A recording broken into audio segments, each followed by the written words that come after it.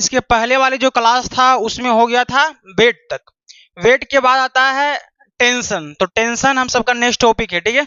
इसका डायमेंशन निकालेंगे टेंशन का। 14 तक हो गया था ना, 15 से शुरू करते हैं।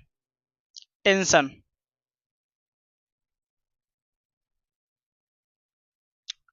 टेंशन टेंशन होता पहले क्या है ये समझो। मान लो एक रूफ है, छत, छत देखा है ना, छत के नीचे कोई रस्सी बांध के लटका दिए, ठीक है। क्या कर दिए, रस्सा बांध के क्या कर दिए, लटका दिए इस प्रकार से, ठीक है। अब यहां पे ध्यान से सुनो,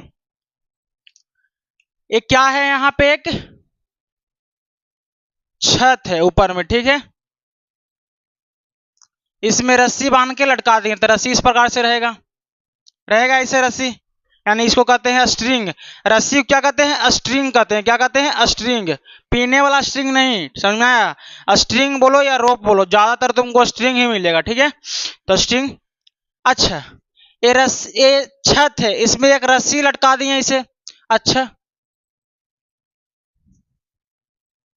ठीक है सर। जैसे ही इस रस्सी में हम कोई ऑब्जेक्ट मान लो एम के जी का बांध देते हैं, तो रस्सी पूरा टाइट हो जाएगा। रस्सी इस प्रकार से हो जाएगा, ऐसा हो जाएगा रस्सी पूरा टाइट। एम के जी ऑब्जेक्ट जैसा ही बांधेंगे इसके नीचे, तो समझाया। एम के जी यहाँ पे बांध दिए ना, तो रस्सी पूरा क्या हो जाएगा, टाइट हो जाएगा। जैसा ही रस्सी टाइट होगा उसमें क्या चलाएगा, टेंशन। क्या चलाएगा, टेंशन। रस्सी टाइट हुआ तो क्या आया, टेंशन। जब रस्सी लूज है यानी स्ट्रिंग लूज है तो टेंशन कितना होगा, 0। जब स्ट्रिंग लूज रहता है तो टेंशन कुछ होता ही नहीं है।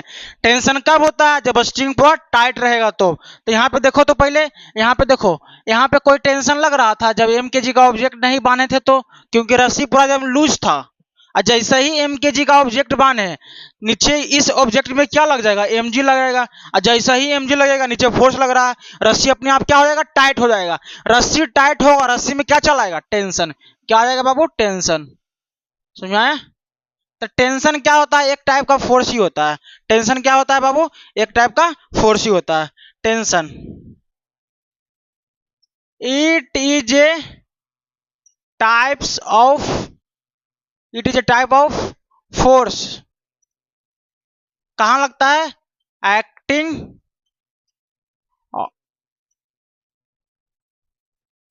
In string. किस में लगता है, स्ट्रिंग में लगता है, रस्सी में लगता है। समझ आया, किस में लगता है, रस्सी में लगता है। तब बताओ, स्ट्रिंग में लगता है फोर्स, उसको क्या कहेंगे, टेंशन कहेंगे। तो टेंशन एक टाइप का फोर्स हो गया। तो फोर्स का यूनिट क्या बताए थे, न्यूटन। अतः टेंशन के भी एस आई यूनिट क्या हो जाएगा बाबू, S I unit of tension क्या हो जाएगा बाबू, इज न्यूटन। समझ में आया, समझ में आया।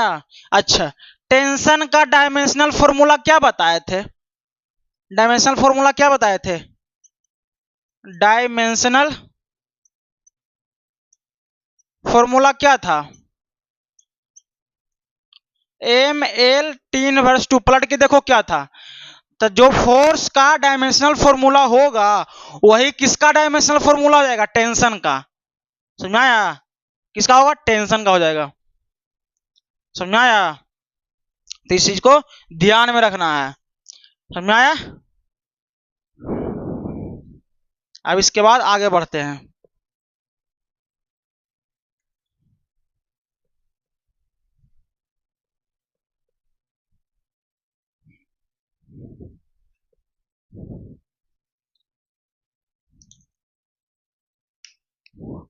सिक्सटीन में टेंशन के बाद नॉर्मल फोर्स बोलो या नॉर्मल रिएक्शन बोलो, दोनों सेम बात है, नॉर्मल रिएक्शन,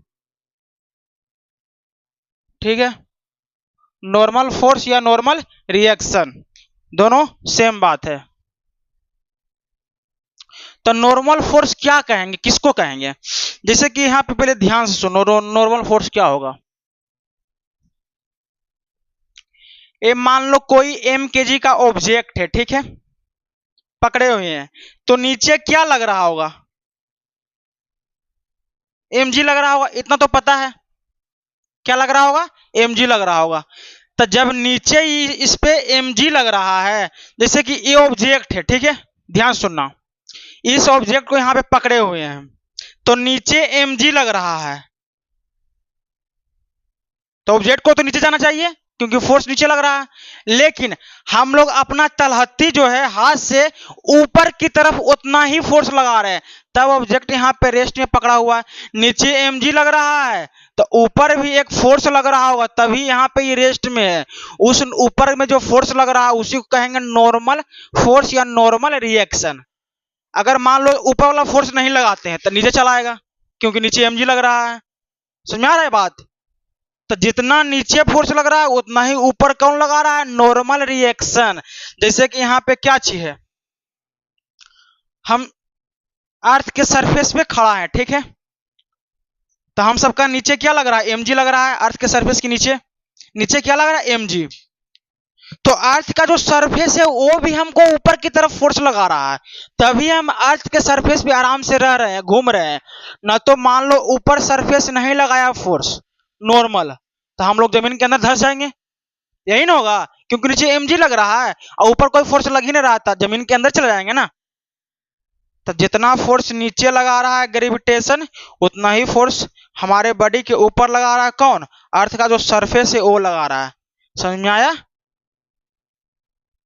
जैसे कि यहाँ पे समझते हैं कोई एग्जांपल लेकर के, मान लो ये सरफेस है, ठीक है, इस पे mkg का ऑब्जेक्ट है, तो ध्यान देना इसमें क्या होगा, नीचे की तरफ तो mg लग जाएगा बाबू, तुमको पता है ग्रेविटेशनल फोर्स लगेगा, बेट, जिसको बेट बोले थे, क्या बोले थे, बेट बोले थे, नीचे mg लग जाएगा ग्रेविटेशनल फोर्स। अच्छा ऊपर नॉर्मल लगाएगा, कौन लगाएगा, अच्छा इस सरफेस यहाँ पे है, तो सरफेस पे ऑब्जेक्ट mkg का रखा हुआ है, तो नीचे mg लग रहा है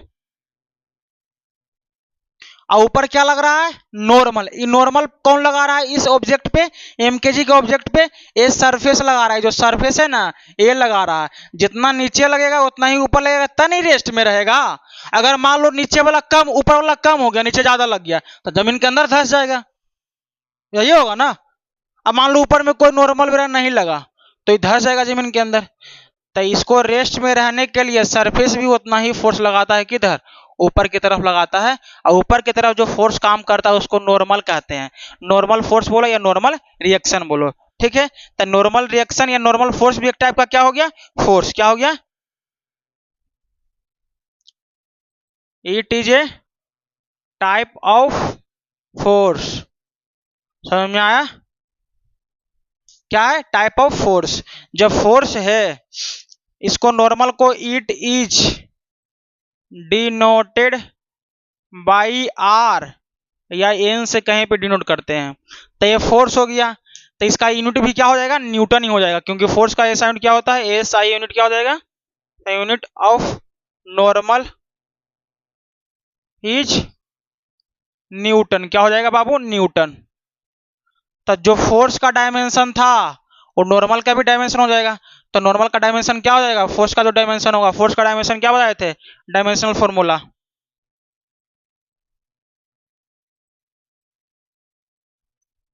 ml T इनवर्स 2 बताए थे। समझ में आया, इसमें कोई डाउट है,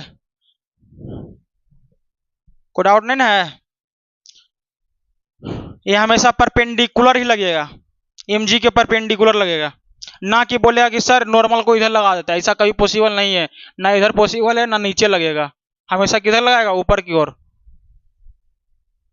समझ में आया, ये इसमें कुछ डाउट है। इसके बाद आता है थ्रस्ट। क्या आता है बाबू, 17 में थ्रस्ट, ध्यान से सुनेगा। थ्रस्ट, थ्रस्ट क्या होता है, थ्रस्ट क्या होता है, मान लो कोई एक सरफेस है, ठीक है, ये वाला सरफेस है,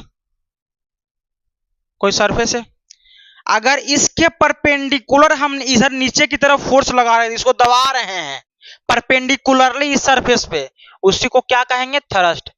एक सरफेस है, इसके ऊपर अगर परपेंडिकुलर हम फोर्स लगाएंगे उसी फोर्स को क्या कहेंगे? थ्रस्ट। जो परपेंडिकुलर फोर्स लगेगा उसी को कहेंगे थ्रस्ट, ना कि ऐसे लगा दिया, ये सरफेस है ऐसे फोर्स लगा दिए, ये फोर्स थ्रस्ट नहीं होगा।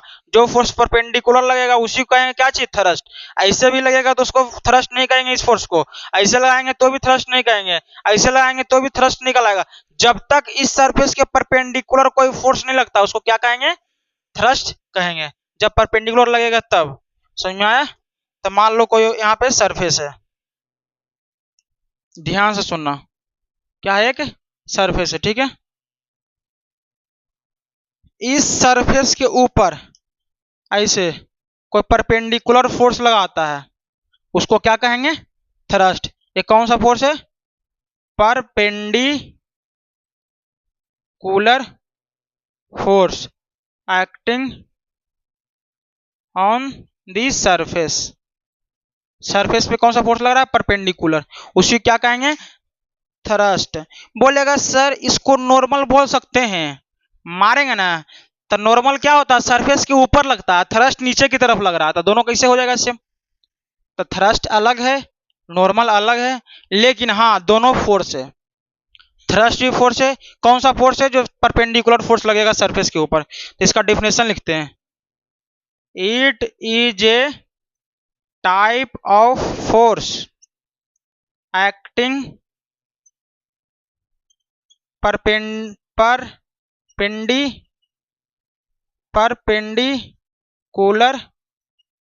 To the surface. सरफेस के कैसा लगेगा? परपेंडिकुलर लगेगा, ठीक है। थ्रस्ट। तो ये क्या हो गया इसका? SI unit. एसआई यूनिट क्या हो जाएगा? Unit of thrust is Newton, क्योंकि एक टाइप का फोर्स ही है। इसका डायमेंशन भी क्या हो जाएगा? डायमेंशनल फॉर्मूला भी क्या हो जाएगा?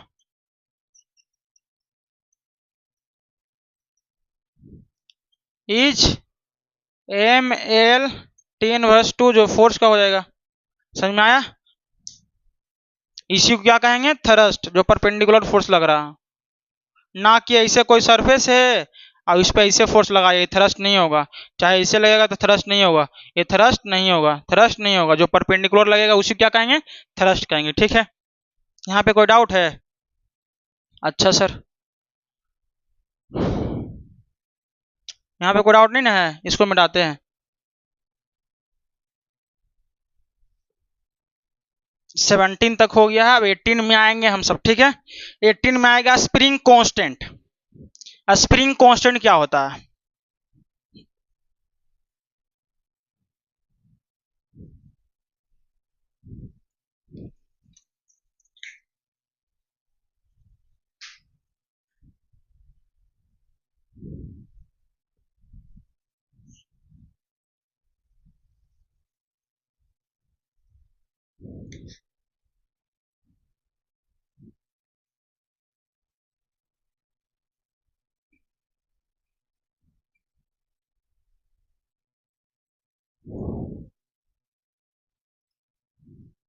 स्प्रिंग कांस्टेंट को देखेंगे इधर।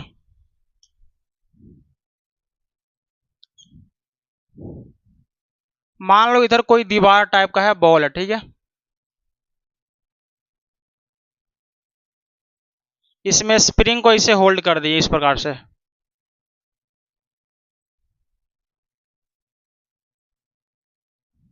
ठीक है। यहां तक स्प्रिंग है, ठीक है। ये अभी नॉर्मल कंडीशन में है। स्प्रिंग का जो लेंथ है ना, नॉर्मल लेंथ है, क्या है? या नेचुरल लेंथ बोलेंगे इसको, नेचुरल लेंथ बोलेंगे, नेचुरल लेंथ बोलेंगे किसका? स्प्रिंग का, ठीक है। फिर स्प्रिंग पे क्या करते हैं ना, कुछ एक्सटर्नल फोर्स लगा के इसको आगे की तरफ खींच लेते हैं, ठीक है। तो स्प्रिंग क्या हो जाएगा? इस प्रकार से हो जाएगा,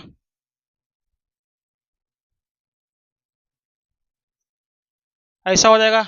जब ये एक्सटर्नल फोर्स लगाएंगे, क्या लगाएंगे? एक्सटर्नल फोर्स लगाएंगे, तब स्प्रिंग इस प्रकार से हो जाएगा। हो जाएगा ना? तब बताओ स्प्रिंग कितना एक्सपेंड किया? इतना। या इलोंगेशन कितना हुआ? मान लो कितना, शुरू में इतना था नेचुरल लेंथ में, बढ़ जैसा ही एफ एक्सटर्नल फोर्स लगाए इतना बढ़ गया। तो इसको कहते हैं, मान लेते हैं कितना है x है। इसी डिस्टेंस को कहेंगे जो बढ़ा एक्सपेंड हुआ, इसको बोलते हैं एक्सपेंशन, एक्सपेंडेड, एक्सपेंडेड या इलोंगेशन, इलोंगेशन यानी कि इलोंगेशन यानी बढ़ गया। कितना बढ़ा? x बढ़ा। जब F एक्सटर्नल फोर्स अंदर की तरफ लगाएं तब, ठीक है। अच्छा, जब स्प्रिंग पे हम बाहर की तरफ फोर्स लगा खींच रहे हैं तो स्प्रिंग घिंचाना चाहेगा नहीं ना, तो स्प्रिंग क्या करेगा? अपनी तरफ फोर्स लगाएगा। किधर लगाएगा? अपनी की तरफ। F स्प्रिंग के द्वारा किधर लगेगा? अंदर की तरफ लगेगा, ठीक है। ठीक है सर, एक चीज और ध्यान से सुनो। अब स्प्रिंग को क्या कर दिए ना, दबा दिए। क्या कर दिए? दबा दिए। F एक्सटर्नल फोर्स लगा क्या कर दिए? दबा दिए। शुरू में स्प्रिंग ऐसे था, इसको फोर्स लगा खींच दिए तो x बढ़ गया, इलोंगेशन हो गया x। अब इस स्प्रिंग को दबा दिए F एक्सटर्नल फोर्स लगा करके, तो स्प्रिंग क्या हो गया? दब गया। क्या हो गया? दब गया। तो कितना दबा? मान लो कि x दब गया, यानी x क्या हो गया? कंप्रेस्ड हो गया। क्या हो गया? कंप्रेस्ड हो गया, या कंप्रेशन हो गया, या कंप्रेस्ड हो गया, ठीक है। कितना कंप्रेस्ड हुआ? x कंप्रेस्ड हुआ। समझ में आया? तो जब स्प्रिंग को दबाएंगे तो स्प्रिंग दबना चाहेगा नहीं ना, तो स्प्रिंग एक बाहर की तरफ फोर्स लगाएगा। वो कौन सा फोर्स हो जाएगा? Spring force. कौन सा फोर्स होगा? स्प्रिंग फोर्स, ठीक है। F spring. समझ में आया? इसमें कोई दिक्कत है? जैसे कि समझो यहाँ पे क्या है, जो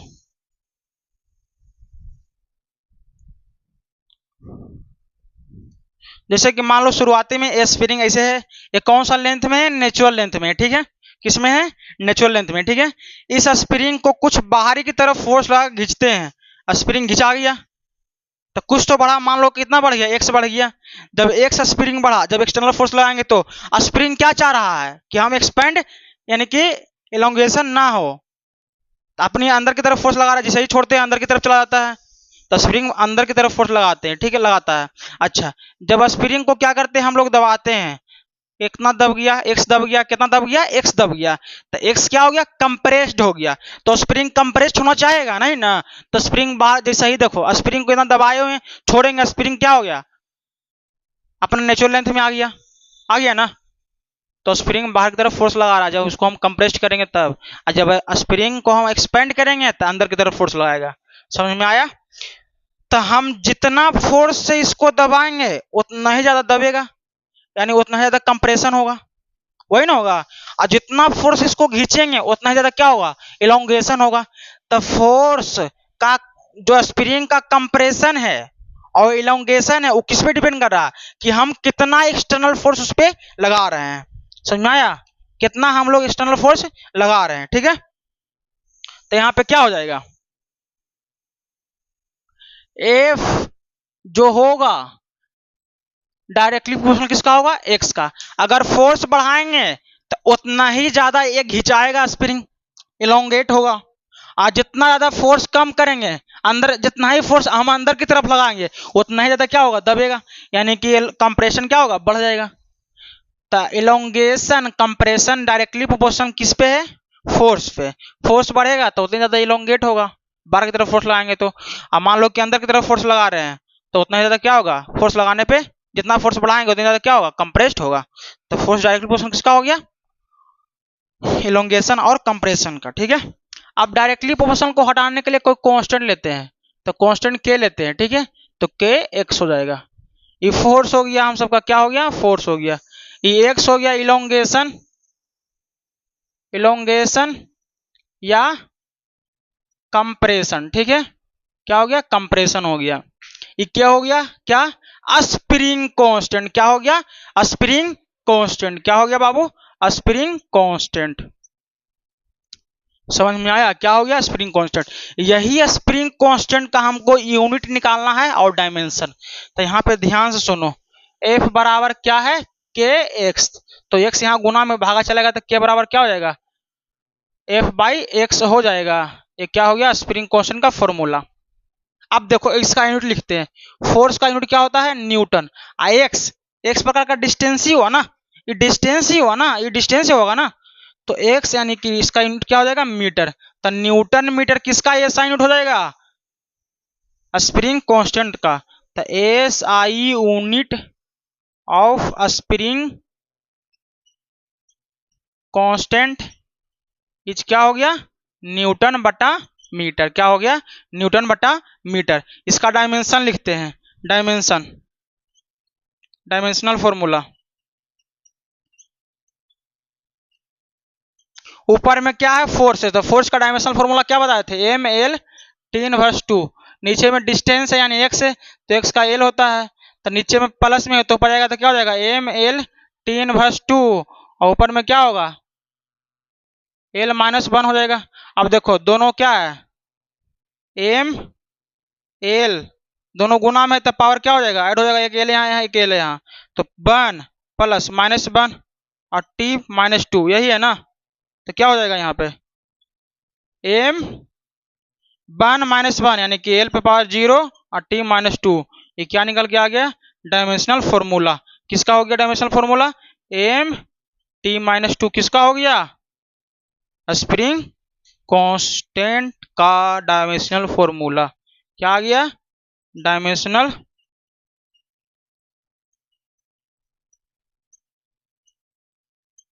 फॉर्मूला। समझ में आया एक चीज, ये था स्प्रिंग कांस्टेंट, ठीक है। इसमें किसी को डाउट है, हैं?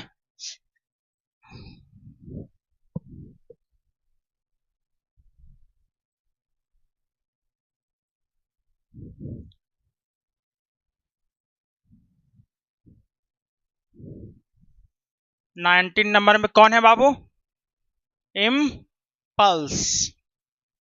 इम्पल्स क्या होता है, इम्पल्स जनरली हम लोग पढ़ेंगे सेंटर ऑफ मास जब स्टार्ट करेंगे ना चैप्टर मैकेनिक्स में, तब हम लोग पढ़ेंगे क्या इम्पल्स।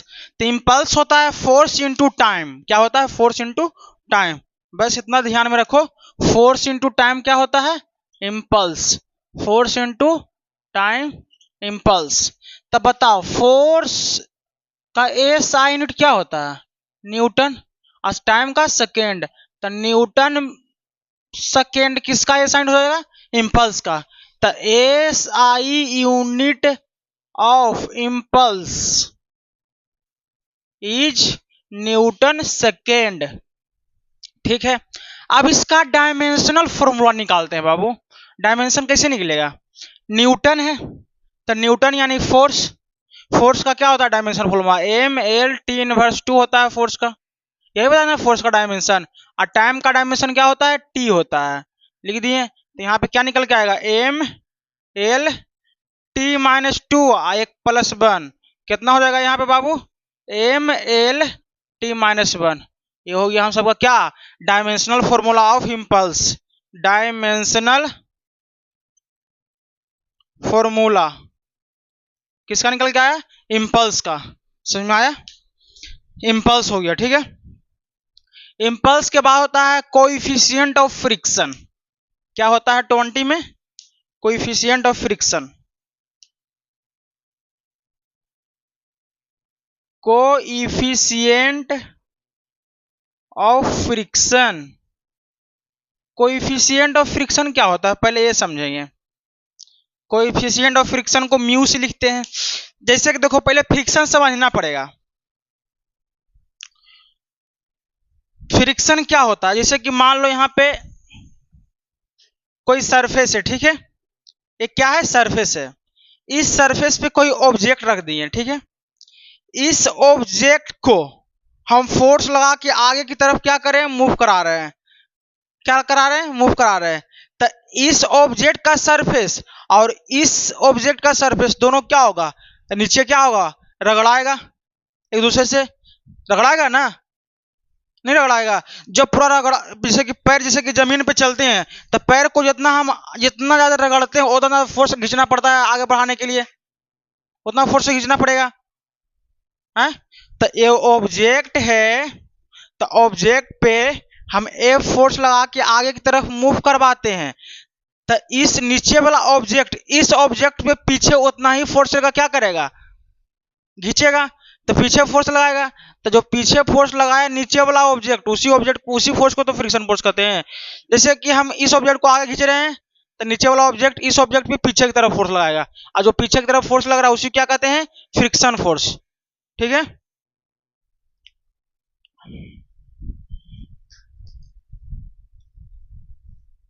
तो यहाँ पे समझेंगे फ्रिक्शन फोर्स क्या होता है। जो एक सरफेस है, ठीक है,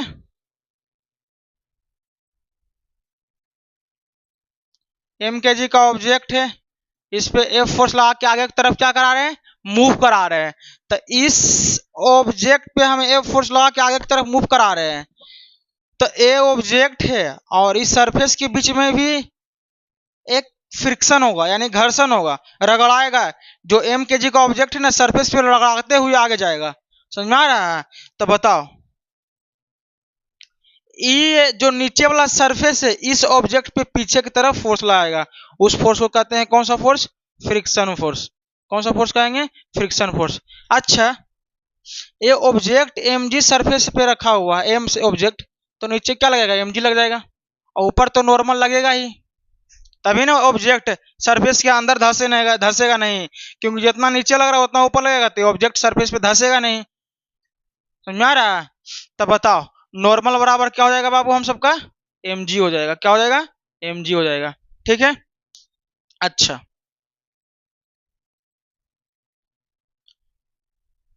इस ऑब्जेक्ट पे एक ऑब्जेक्ट और रख देते हैं, सपोज इट, जैसे कि यहां पहले एग्जांपल समझो, ए सरफेस है, ठीक है, तो पहले ये ऑब्जेक्ट था, तो दोनों सरफेस के बीच में, दोनों के सरफेस के बीच में क्या लग रहा था, फ्रिक्शन फोर्स पीछे लग रहा था, अगर आगे तरफ खींच रहे थे तो। मान लो इस ऑब्जेक्ट का mg और बढ़ा दिए, यानी कि मास और बढ़ा दिए, कोई और ऑब्जेक्ट रख दिए, क्या हो गया, ऑब्जेक्ट और रख दिए, तो मास बढ़ गया। क्या हो गया, मास बढ़ गया। क्या हो गया, मास बढ़ गया। जब मास बढ़ गया तो इसको खींचने के लिए आगे की तरफ और फोर्स लगाना पड़ेगा, तो आगे फोर्स और लगाएंगे तो इस सरफेस पे क्या होगा, सरफेस ही तो पीछे फोर्स और लगाएगा, तो mg बढ़ गया, यानी नॉर्मल बढ़ गया। तो नॉर्मल फोर्स अगर बढ़ गया तो क्या हो गया, फ्रिक्शन फोर्स भी बढ़ गया। कौन सा फोर्स बढ़ गया, फ्रिक्शन फोर्स। तो बताओ, फ्रिक्शन फोर्स जो होता है डायरेक्टली प्रोपोर्शनल किसका होता है, नॉर्मल का। अगर नॉर्मल घटेगा तो फ्रिक्शन फोर्स भी घट जाएगा। तो बताओ, फ्रिक्शन फोर्स डायरेक्टली प्रोपोर्शनल को हटाने के लिए कोई कांस्टेंट लेते हैं, म्यू, ये हो गया, तो म्यू एन, यहाँ एफ क्या हो गया, फ्रिक्शन फोर्स, क्या हो गया, फ्रिक्शन फोर्स, अब म्यू क्या हो गया, coefficient of friction, I N क्या हो गया, नॉर्मल फोर्स बोलो या नॉर्मल रिएक्शन बोलो, सेम बात है। ठीक है, तो बताओ, एफ बराबर हम सबका म्यू इंटू एन हो गया, हमको म्यू का ही डायमेंशन निकालना है, यूनिट निकालना है। तो बताओ, म्यू बराबर क्या हो जाएगा, एफ बटा एन हो जाएगा, है यही होगा ना, म्यू बराबर क्या हो जाएगा, एफ बटा एन। तब फोर्स नॉर्मल, तो नॉर्मल एक टाइप का फोर्स ही होता है, तो फोर्स का यूनिट क्या होता है, न्यूटन, नॉर्मल का भी न्यूटन ही होगा, तो न्यूटन से न्यूटन कैंसिल हो जाएगा, न्यूटन से न्यूटन कैंसिल हो जाएगा। बता चुके हैं नॉर्मल क्या होता है, जो नॉर्मल रिएक्शन, तो इसका एक क्या होगा, कट कट कट के बना गया, तो इसका कोई यूनिट नहीं हुआ ना, क्या कोई यूनिट नहीं हुआ, तो यूनिट लेस हो गया। क्या हो गया, यूनिट लेस। जब यूनिट रहबे नहीं करेगा तो डायमेंशन होगा, एंड डायमेंशन लेस, क्या डायमेंशन लेस भी है। ठीक है, ये था कोफिशिएंट ऑफ फ्रिक्शन, समझ में आया। ठीक है, अब आगे बढ़ते हैं।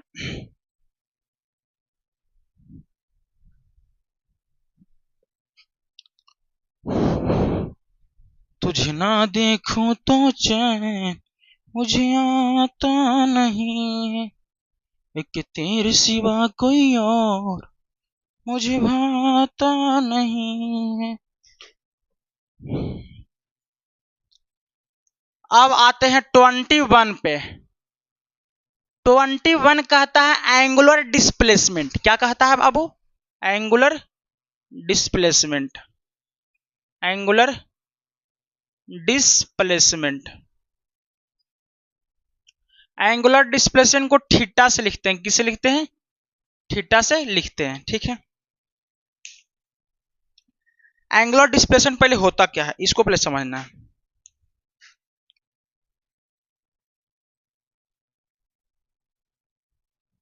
ये सेंटर है, रेडियस आर है, रेडियस आर है, चाहे इसको कोई पॉइंट रहने दो, सेंटर नहीं मानो तो कोई दिक्कत नहीं है। ये आर्क हो गया, तो लेंथ ऑफ आर्क को एल मान लेते हैं, ए से बी तक का, ठीक है।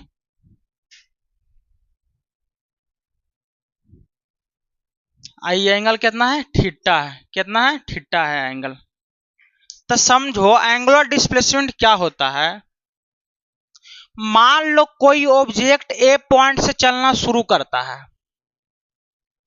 ए पॉइंट से चलना शुरू करता है और जाता है बी पॉइंट तक। तो ए पॉइंट से जाने में, ए पॉइंट से चलना शुरू करता है, बी पॉइंट पे जाता है, तो कितना एंगल चल गया, कितना एंगल, थीटा एंगल चला। तो वही जो थीटा एंगल चला वही क्या कहलाया, थीटा एंगल, एंगुलर डिस्प्लेसमेंट। क्या कहलाया, एंगुलर डिस्प्लेसमेंट। ए पॉइंट से बी पॉइंट जाने में जो थीटा एंगल यहाँ पे चला उसी क्या कहेंगे, एंगुलर डिस्प्लेसमेंट। क्या कहेंगे, एंगुलर डिस्प्लेसमेंट। समझ में आया।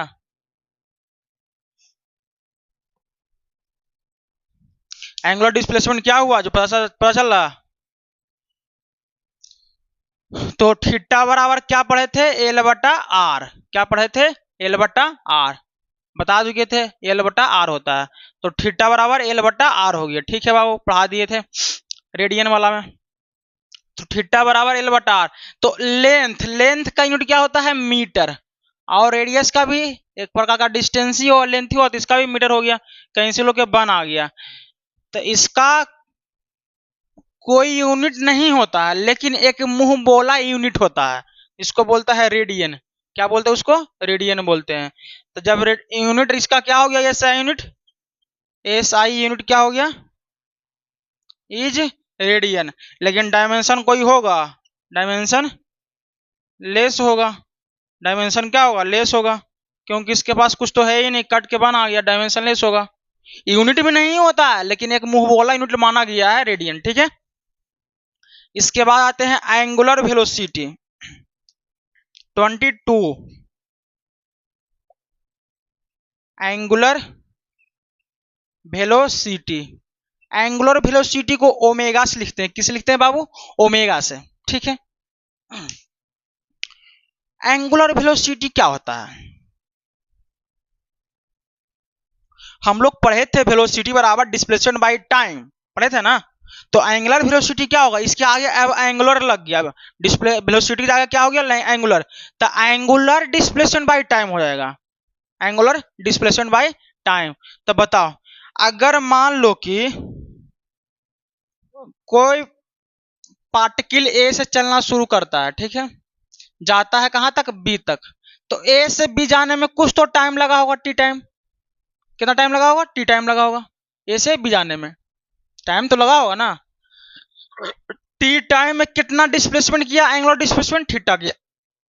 टी टाइम में कितना एंगुलर डिस्प्लेसमेंट किया, थीटा। तो थीटा बटा टी, यानी एंगुलर डिस्प्लेसमेंट बाय टाइम को ही क्या कहते हैं, एंगुलर वेलोसिटी। तो एंगुलर वेलोसिटी क्या हो जाएगा बाबू हम सबका, एंगुलर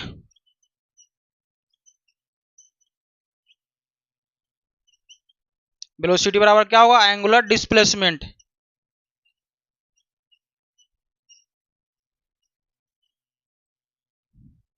बाय टाइम टेकन, ठीक है। एंगुलर डिस्प्लेसमेंट को ओमेगा से लिखते हैं, एंगुलर डिस्प्लेसमेंट, एंगुलर वेलोसिटी को ओमेगा से लिखते हैं, एंगुलर डिस्प्लेसमेंट को थीटा लिखते हैं, टाइम को टी से लिखते हैं। तो ओमेगा बराबर क्या हो गया, टी बाई थीटा। ओमेगा बराबर क्या हो गया बाबू, टी बाई थीटा, यही आया फॉर्मूला। अब बताओ एंगुलर डिस्प्लेसमेंट का यूनिट क्या बताए थे, रेडियन। क्या बताए थे, रेडियन। टाइम का सेकेंड होता है, तो रेडियन पर सेकेंड किसका एस आई यूनिट हो जाएगा, एंगुलर वेलोसिटी का। तो S I unit of angular velocity is radian पर सेकेंड। समझ में आया। अब इसका डायमेंशन निकालते हैं, डायमेंशनल फॉर्मूला।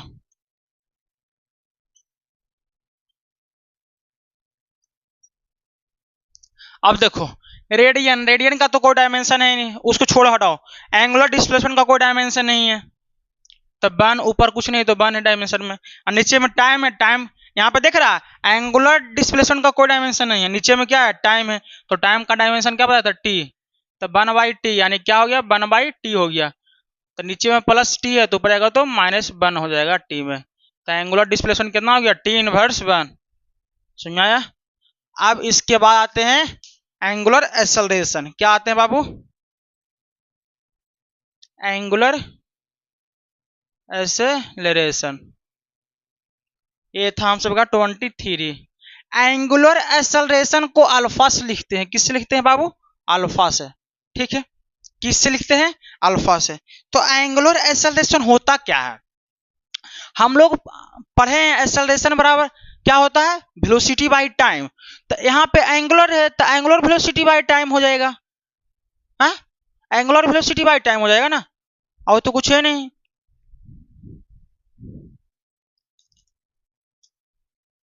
एंगुलर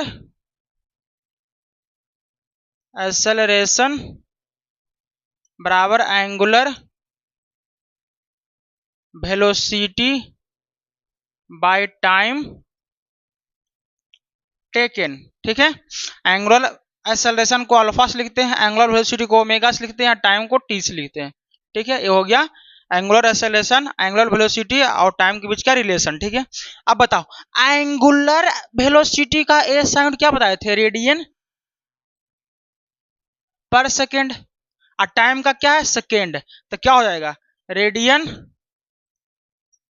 पर सेकेंड का स्क्वायर, यानी कि रेडियन पर सेकेंड का स्क्वायर क्या हो जाएगा, S I unit of alpha, यानी कि एंगुलर एक्सेलरेशन का। अब इसका डायमेंशन निकालते हैं, क्या निकालते हैं, डायमेंशनल फॉर्मूला, डायमेंशनल फॉर्मूला। तो बताओ एंगुलर वेलोसिटी का डायमेंशन कितना है, टी माइनस वन है, और नीचे में क्या है, एंगुलर वेलोसिटी लिख दिया डायमेंशन, नीचे में क्या है, टाइम, तो टाइम का डायमेंशन टी हो गया। तो ये तो प्लस है तो ऊपर जाएगा तो क्या हो जाएगा, T minus one into T minus one, यानी कितना हो जाएगा, टी पर पावर माइनस टू हो जाएगा, टी इनवर्स माइनस टू। ये क्या निकल के आ गया हम सबका, डायमेंशनल फॉर्मूला ऑफ किसका, एंगुलर एक्सेलरेशन का। समझ में आया, एंगुलर एक्सेलरेशन में कोई दिक्कत है। ठीक है, अब आगे बढ़ते हैं हम लोग।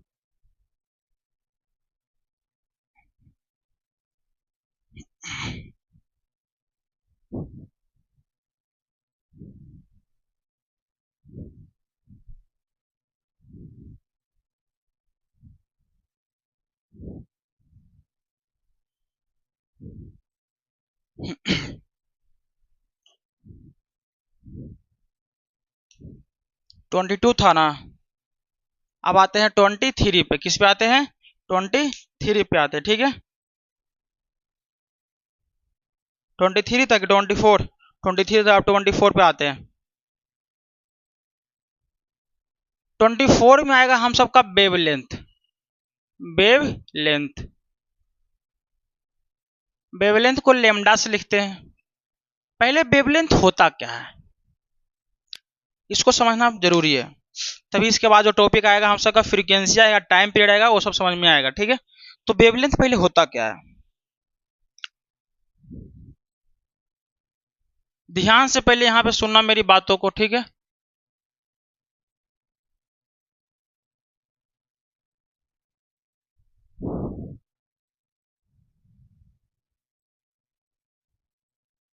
इसमें यहाँ पे पेंडुलम हम बनाएंगे, क्या बनाएंगे, पेंडुलम बना रहे हैं। ठीक है, पेंडुलम बना रहे हैं।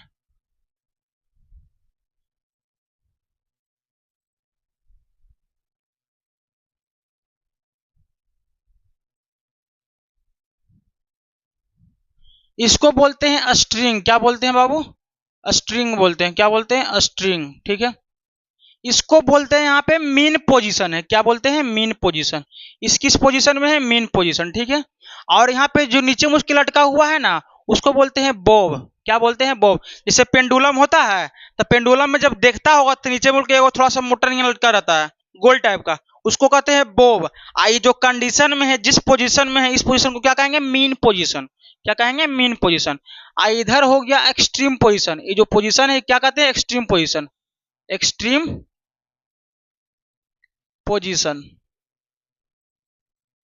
इधर भी एक क्या हो गया, एक्सट्रीम पोजीशन, क्या हुआ, एक्सट्रीम पोजीशन।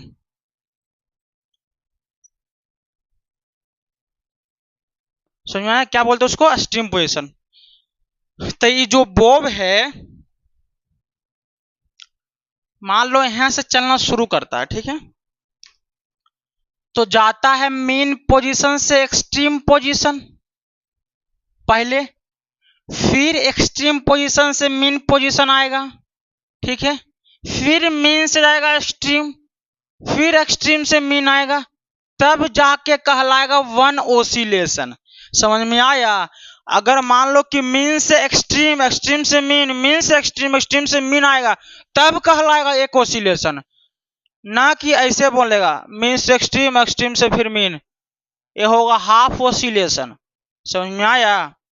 अब देखो इसका एक ग्राफ बनाते हैं, थोड़ा सा देखना, ध्यान से सुनना। ये हो गया हम सबका मीन पोजीशन, क्या हो गया, मीन पोजीशन, ठीक है। एक ऊपर हो गया एक्सट्रीम पोजीशन, क्या हो गया, एक्सट्रीम पोजीशन। एक नीचे भी क्या हो गया, एक्सट्रीम पोजीशन। तो खाली गौर से देखना तुम इसका ग्राफ, ये तो मीन पोजीशन है, ये एक्सट्रीम है, ये मीन है। तो एक्सट्रीम इधर वाला है, ई साइड वाला, ठीक है, अपर वाला, यानी इसके इधर पॉजिटिव मानो, इसके इधर निगेटिव मान लो, इसके इधर पॉजिटिव, इसके उधर निगेटिव। तो ऊपर वाला पॉजिटिव होगा मीन पोजीशन के ऊपर वाला, नीचे वाला निगेटिव वाला होगा, ठीक है। तो देखो पहले कहाँ जाएगा, मीन से जाएगा एक्सट्रीम, तो मीन से शुरू हुआ जाएगा पहले कहाँ, एक्सट्रीम, ठीक है। फिर एक्सट्रीम से कहाँ आएगा, मीन, फिर एक्सट्रीम से कहाँ आया, मीन पे। ये तो मीन वाला लाइन है ना, मीन से एक्सट्रीम, एक्सट्रीम से मीन आया, ठीक है। फिर मीन से जाएगा एक्सट्रीम, एक्सट्रीम जाएगा लेकिन नीचे वाला में जाएगा, माइनस वाला में। फिर एक्सट्रीम से कहाँ आएगा, मीन आएगा। तो इस प्रकार से चला आएगा, समझ में आया। तब जाकर क्या कहलाएगा, एक ऑसिलेशन, क्या कहलाएगा, एक ऑसिलेशन।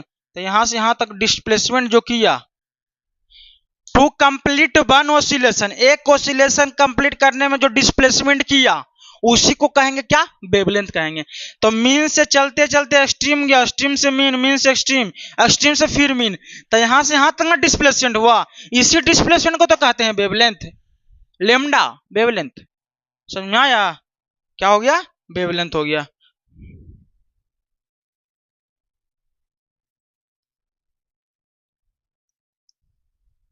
तो इसका डेफिनेशन लिखा है क्या, to complete one oscillation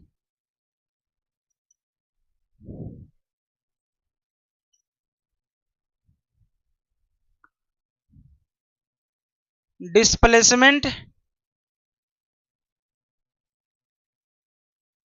traveled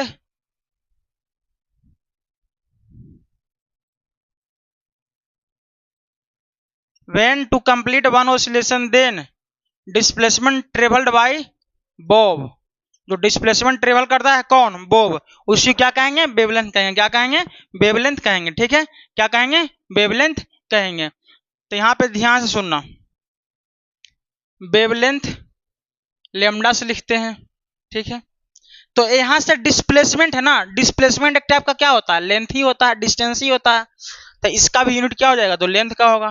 तो एस आई यूनिट क्या हो गया, मीटर, ठीक है। डायमेंशन लिख लो, डायमेंशनल फॉर्मूला क्या हो जाएगा, डायमेंशनल फॉर्मूला एल हो जाएगा, ठीक है। अच्छा, अब इसके बाद आता है वेव नंबर, क्या आता है, wave number 24, wave number.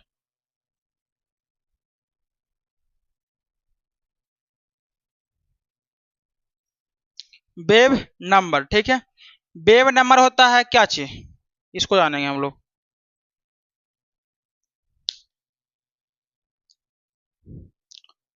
Wave number होता है बाबू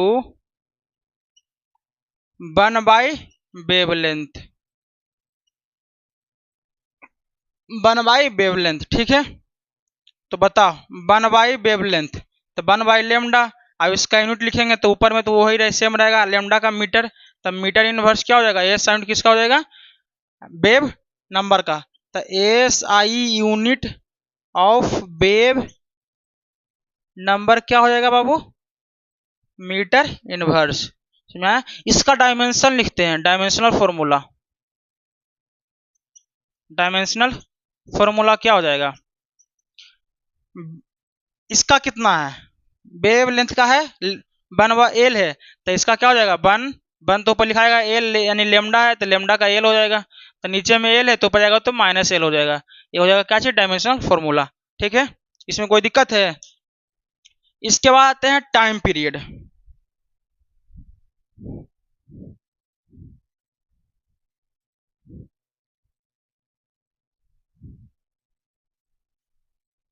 इसी में टाइम पीरियड है। ठीक है,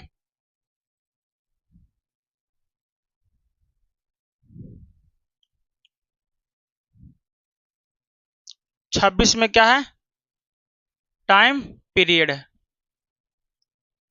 टाइम पीरियड क्या होता है, अभी बताए थे मीन से एक्सट्रीम, एक्सट्रीम से मीन, मीन से एक्सट्रीम, एक्सट्रीम से मीन आया, तो एक ओसिलेशन हुआ। एक ओसिलेशन करने टाइम जो डिस्प्लेसमेंट ट्रेवल करता है उसी क्या कहते हैं, wavelength.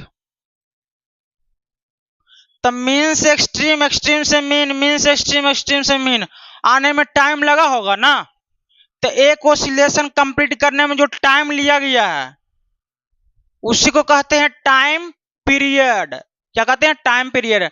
Time taken to complete one oscillation, जो एक ओसिलेशन कंप्लीट करने में जो टाइम लिया उसी क्या कहते हैं, टाइम पीरियड। तो इसका डिफिनेशन लिखेंगे, time taken to complete one oscillation is called time period. ठीक है, टाइम पीरियड को टी से लिखते हैं, time it is denoted by capital T, capital T. ठीक है, अच्छा एक बात और ध्यान से सुनो, आप बताओ इसका एस आई यूनिट क्या हो जाएगा बाबू, एक प्रकार का टाइम पीरियड टाइम ही है तो एस आई यूनिट क्या हो जाएगा, सेकेंड हो जाएगा। ठीक है, अब इसका डायमेंशनल फॉर्मूला क्या हो जाएगा, जो टाइम का डायमेंशनल फॉर्मूला वो इसका भी हो जाएगा, तो डायमेंशनल फॉर्मूला क्या हो जाएगा, इसका टी हो जाएगा, टी हो गया, यही है। अच्छा ठीक है, एक बात और ध्यान से सुनो बाबू, ए सन है, ठीक है, सपोर्ट क्या है, ए सन है, और इसके चारों पट्टी क्या होता है, अर्थ रोटेट करता है। तो सन के चारों पट्टी रोटेट करने में अर्थ को कितना टाइम लगता है, 365 डेज, 365 दिन लगता है। ठीक है, तो अर्थ तो चारों पट्टी, सन के चारों पट्टी रोटेट करता ही है, साथ में अपने एक्सिस पे भी घूमते रहता है। ये जो अर्थ है ना अपना एक्सिस पे ऐसे घूमते रहता है, अर्थ का एक्सिस ए वाला हो गया, तो अपना एक्सिस पे ऐसे घूमते रहता है। ठीक है, तो अपना एक्सिस पे घूरने में इसको एक ओसिलेशन कंप्लीट करने में कितना टाइम लगता है, 24 घंटा। कितना घंटा लगता है, 24 घंटा। तो सन के चारों पट्टी कंप्लीट करने में 365 दिन, अपना एक्सिस पे कंप्लीट करने में 24 आवर। जैसे कि अपना एक्सिस पे हम घूम रहे हैं, ये मेरा क्या हो गया, एक्सिस हो गया। तो सन के चारों पट्टी घूरबे करता है अर्थ, साथ में साथ अपना एक्सिस पे से घूमते रहता है, अपना एक्सिस पे घूमते रहता है। समझ में आया, क्या करता है, अपना एक्सिस पे घूमते रहता है। ठीक है, तो यहाँ पे लिखेंगे बीच में सन है, इधर अर्थ है, तो टोटल कितना टाइम लगता है, 365 डेज लगता है। कितना लगता है, 365 दिन। और ये मान लो अर्थ है, कौन है, अर्थ। ठीक है,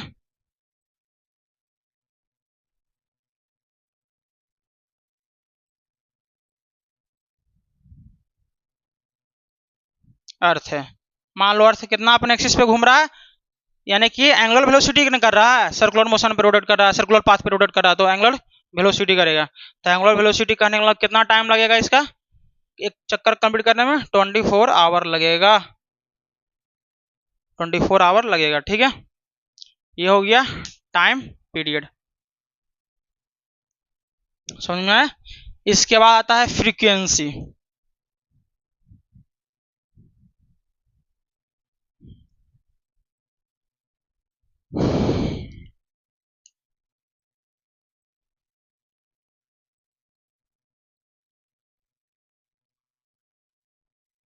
फ्रीक्वेंसी क्या होता है?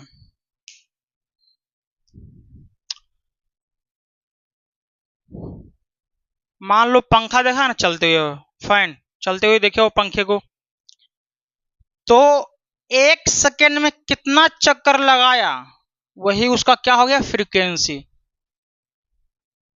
अगर मान लो एक पंखा है 1 सेकेंड में 20 चक्कर लगा रहा है, दूसरा पंखा 1 सेकेंड में 50 चक्कर लगा रहा है, तो सबसे ज्यादा फ्रीक्वेंसी किसका, जो 1 सेकेंड में 50 चक्कर लगा रहा है? तो 1 सेकेंड में जितना नंबर ऑफ ऑसिलेशन करेगा वही क्या हो जाएगा, उसका फ्रीक्वेंसी हो जाएगा।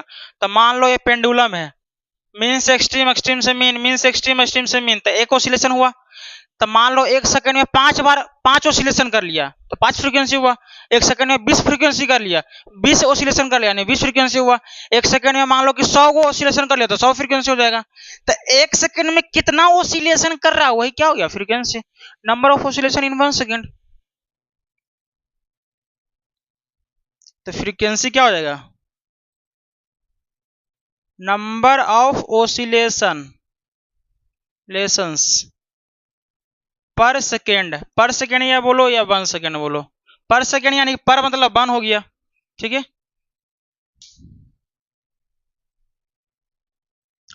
अब देखो फ्रीक्वेंसी को लिखते हैं एफ से, स्मॉल एफ से, या न्यू से लिखते हैं। किसे लिखते हैं, न्यू से।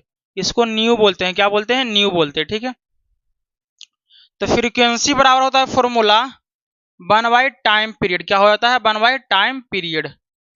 क्या हो गया, टाइम पीरियड। ठीक है, तो फ्रीक्वेंसी बराबर क्या लिखेंगे, एफ बराबर 1/t, तो एफ इंटू टी हो जाएगा, ये फॉर्मूला हो जाएगा, ये भी ध्यान रखना। तो फ्रीक्वेंसी और टाइम पीरियड का गुना हमेशा कितना होगा, 1 होगा। Multiplication of frequency and time period is always 1। क्या होगा, ऑलवेज वैलिड है। ठीक है, अच्छा फ्रीक्वेंसी बराबर अभी आपको बताया 1/t, यही बताया था ना। तो 1 का तो कोई यूनिट होता नहीं है, टाइम पीरियड का यूनिट क्या होता है, सेकेंड। तो इसका क्या हो जाएगा, सेकेंड इनवर्स। किसका हो जाएगा, सेकेंड इनवर्स। तो सेकेंड इनवर्स का है दूसरा नाम क्या है, हर्ट्ज। क्या नाम है, हर्ट्ज। तो हर्ट्ज ए साउंड किसका हो गया, फ्रीक्वेंसी का। हर्ट्ज बोलो या सेकेंड इनवर्स बोलो, दोस्तों दोनों ए साउंड किसका हो जाएगा, फ्रीक्वेंसी का। तो S I unit of frequency is second inverse और हर्ट्ज। समझ में आया, हर्ट्ज बोलते हैं, क्या बोलते हैं, हर्ट्ज। समझ में आया, सेकेंड इनवर्स का ही दूसरा नाम हर्ट्ज है। ठीक है, अब इसका डायमेंशन लिखते हैं, क्या लिखते हैं, डायमेंशनल फॉर्मूला।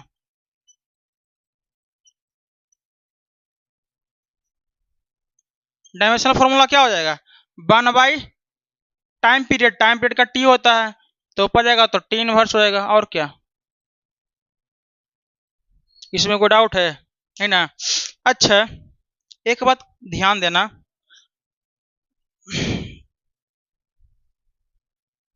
जब हम लोग फैन खरीदने के लिए जाते हैं मार्केट से तो बोलते हैं 1200 आरपीएम का चाहिए पंखा, यानी 1200 आरपीएम यानी 1200 ऑसिलेशन करेगा 1 मिनट में। कोई बोलेगा 1500 आरपीएम का पंखा मेरे पास है, मार्केट वाला बोलता है ना, आरपीएम में जाता है पंखा खरीदने के लिए ना, कहीं पे बोलते हैं 1200 आरपीएम का पंखा चाहिए, दीजिए तो तुरंत देगा 1200 आरपीएम का। यानी कि 1200 आरपीएम 1200 आरपीएम 1200 आरपीएम यानी 1200 ऑसिलेशन करेगा पर मिनट। 1200 रेवोल्यूशन यानी ऑसिलेशन पर मिनट, यानी 1 मिनट में कितना चक्कर लगा रहा है, 1200। कितना चक्कर लगा रहा है, 1200। तो 60 सेकेंड में भी 1200 लगाएगा, क्योंकि 1 मिनट में कितना होता है, 60 सेकेंड होता है। तो 1 सेकेंड में कितना लगाएगा, 1200/60 कैंसिल हो गया, कितना हो गया, 20। यानी 1 सेकेंड में कितना चक्कर लगा रहा है, 20 चक्कर लगा रहा है। कौन, जो मार्केट से पंखा लेके आए हैं, समझा, 1200 आरपीएम के लेके आएंगे तो समझ में आ रहा है? 1 सेकंड में 20 चक्कर लगाएगा, पता नहीं चलता कि 20 को लगाया, लेकिन 20 को लगाता है। समझ में आया? तो आरपीएम में पंखा लेके आते हैं, कहीं पे आरपीएस लिखा रहेगा, तो आरपीएस को आरपीएम में चेंज करने का एक तरीका होता है, यहाँ पे लिखा देते हैं, ध्यान से सुनना। मान लो 1 आरपीएम है, ठीक है, 1 आरपीएम है, 1 आरपीएम, आरपीएम है, ठीक है, यानी कि रेवोल्यूशन पर मिनट, ठीक है। तो क्या होगा, 1 आरपीएम, 1 आरपीएम यानी कि 1 रेवोल्यूशन पर मिनट है, समझा? तो इसको आरपीएस में चेंज करना है, आरपीएस में। तो यहाँ पे पहले ध्यान से सुनो, 1 मिनट में 1 रेवोल्यूशन बोल रहा है, 1 आर बोल रहा है, 1 रेवोल्यूशन, तो 60 सेकेंड में भी एक ही रेवोल्यूशन होगा, क्योंकि 1 मिनट में 60 सेकेंड होता है। तो 1 सेकेंड में कितना हो जाएगा, 1/60 रेवोल्यूशन, यही होगा ना। तो 1 आरपीएम में 1/60 रेवोल्यूशन होगा। आरपीएम में दिया रहेगा तो आरपीएस में चेंज कर लेगा, समझ आया? कहीं पे बोल दिया, जैसे इसी का एक एग्जाम्पल देख लेते हैं, इसी का एक एग्जाम्पल देखते हैं, ठीक है। एग्जाम्पल अगर कहीं पे बोल दिया 1500 आरपीएम, 1500 आरपीएम, इसको आरपीएस में चेंज करना है, तो 1500 आरपीएस में चेंज करने के लिए 60 से भागा देना पड़ता है, किससे डिवाइड करना पड़ता है, 60 से, तो चेंज हो जाएगा यहाँ से, तो आरपीएस में आ गया ना, कैंसिल हो जाएगा, आई कितना हो जाएगा, 25 से कैंसिल हो जाएगा, यानी 25 आरपीएस, यानी 1 सेकंड में 25 ओसिलेशन यानी 25 रेवोल्यूशन कर रहा है, 25 चक्कर लगा रहा है, ठीक है।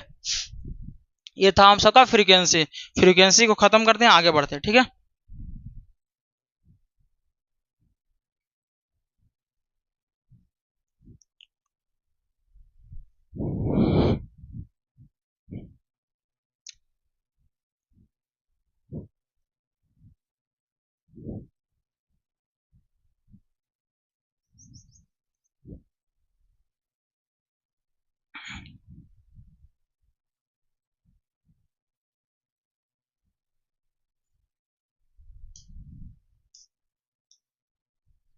फ्रीक्वेंसी के बाद आएगा हम सबका वर्क।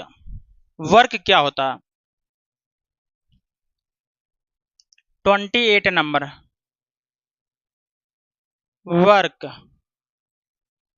वर्क क्या होता है, वर्क समझने से पहले एक बात दिमाग में बैठा लो, वर्क ही एनर्जी है, एनर्जी ही वर्क है। एनर्जी को ही वर्क कहते हैं, वर्क को ही एनर्जी कहते हैं, दोनों सेम बात है। एनर्जी बोलना वर्क बोलना दोनों क्या है, सेम बात है। समझ में आया, क्या है, सेम बात है, समझ में आया।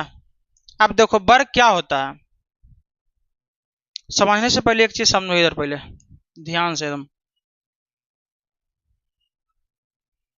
मान लो कोई सरफेस है, ठीक है, इस सरफेस पे कोई एम के जी का ऑब्जेक्ट रखते हैं, क्या रखते हैं, एम के जी का ऑब्जेक्ट, ठीक है। इस ऑब्जेक्ट पे हम लोग कोई फोर्स लगाते हैं एफ, और जैसा ही इस ऑब्जेक्ट पे फोर्स लगाएंगे डिस्प्लेस करना चालू हो जाएगा। मान लो डिस्प्लेस करते करते इस पॉइंट पे पहुंच गया, यहाँ पे आ गया एम के जी का, ए पॉइंट से चलना शुरू किया, गया कहाँ पे, बी पॉइंट पे, तो ए से बी जाने में डिस्प्लेसमेंट मान लो एस कर गया, ठीक है। डिस्प्लेसमेंट कितना किया, एस किया।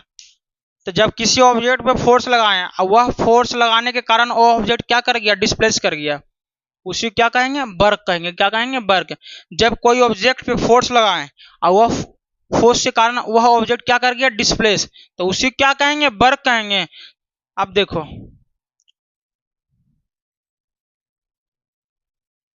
कोई इंसान यहां से चलना शुरू किया, सुबह यहां से चला, शाम को यहां पहुंच गया, डिस्प्लेसमेंट 0 हुआ, तब वर्क डन कितना हो जाएगा बाबू, 0। जब किसी ऑब्जेक्ट पे फोर्स लगाए और वह फोर्स लगाने के कारण कुछ डिस्प्लेसमेंट नहीं हुआ बॉडी में, तो वर्क डन कितना हुआ, 0। जब तक डिस्प्लेसमेंट नहीं होगा वर्क डन नहीं होगा। डिस्प्लेसमेंट जरूरी है वर्क डन के लिए, वर्क होने के लिए, समझा। अगर मान लो यहां से कोई चल के बताएं अभी कि कोई घर से निकला सुबह सुबह, झोला पोथा उठा करके चला गया घूमने के लिए, कहीं गया एकदम काम उम करके आया, थक गया, फिर टहल के शाम को आता है, घर के पास पहुंच गया, फिर बोलता है आज बहुत काम किए हैं, तो तुम क्या बोलेगा, कुछ काम नहीं किया, क्योंकि जहां से चला वहां पहुंच गया, डिस्प्लेसमेंट जीरो, तो work done zero, work done zero. समझा? अगर ये बात तुम अपने पिताजी पे बोलता है, पिताजी को बोलता है, पिताजी की आप सुबह सुबह तुम्हारे पिताजी गए हैं बाहर, अब पूरा काम कर कर थक के आए हैं घर में, फिर बोल रहा है कि पिताजी आप कुछ काम नहीं किए हैं, तो पिताजी मानेंगे? मारेंगे, लाठी उठाएंगे, देखा है बांस जो होता है एकदम पूरा हरा हरा बांस रहता है वो वाला, उसको से, समझा? कि तो बगडन कुछ नहीं किए हैं, पिताजी मानेंगे? नहीं मानेंगे। लेकिन फिजिक्स क्या कर रहा है? वर्क डन जीरो, जब तक डिस्प्लेसमेंट नहीं तो वर्क नहीं। कौन बोलता है? फिजिक्स। कौन बोलता है? फिजिक्स। समझ में आया? फिजिक्स तो बहुत कुछ कहता है बाबू। जब किसी ऑब्जेक्ट पे फोर्स लगाएं, वो फोर्स के कारण वो बॉडी क्या कर गया? डिस्प्लेस, तो क्या कहेगा? बर्डन कहलाएगा। तो बर्डन का डिफिनेशन लिखेंगे, व्हेन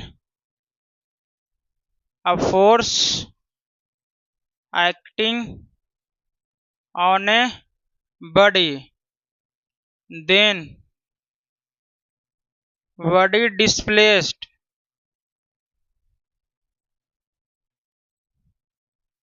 जब किसी बॉडी पे फोर्स लगाए और बॉडी क्या कर गया? डिस्प्लेस्ड कर गया, उसी क्या कहेंगे? Work done. क्या कहेंगे? Is known as work done. क्या कहेंगे? Is known as work done. तो वर्क डन बराबर होता है, वर्क डन बराबर